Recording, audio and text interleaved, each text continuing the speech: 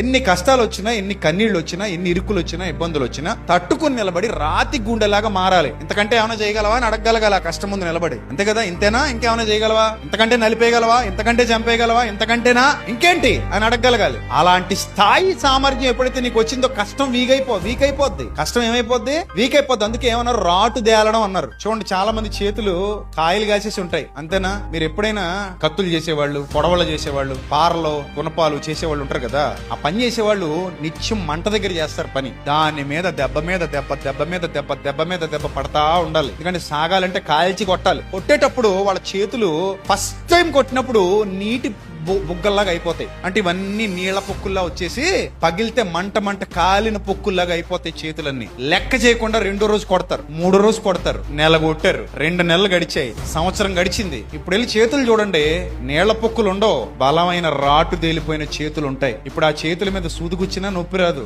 ఎందుకు నొప్పి తెలియట్లేదు? రాటు తేలిపోయింది. అదే కష్టాన్ని, అదే శ్రమను మళ్ళీ మళ్ళీ మళ్ళీ మళ్ళీ ఎదుర్కొని గెట్ అవుట్ అన్నదంతే. అలాంటి బలమైన విశ్వాసపు స్థాయి నీలో నాలో రావాలని దేవుడు కోరుతున్నాడు. క్రీస్తు యేసునందు బలవంతుడవు కమ్మో అన్నాడు తిమోతితో. నీకు వచ్చే కష్టాలు నిన్ను మరింత స్ట్రాంగ్ గా మార్చాలి. నీ జీవితంలో ఈ రోజు ఏవైతే ఇరుకులు ఇబ్బందులు ఉన్నాయో అవి నిన్ను మరింతగా ఏం చేయాలి? స్ట్రాంగ్ గా మార్చాలి. నీకు ఇంకా ఇంకా ఇంకా బలాన్ని తీసుకురావాలి, ఇంకా ఓర్పు తీసుకురావాలి, ఇంకా సత్తువ తీసుకురావాలి. అక్కడి నుంచి నీ విజయం మొదలవుతుంది. అర్థమైందా? చక్కటి ఫలితాలు చూడగలుగుతావు జీవితంలో.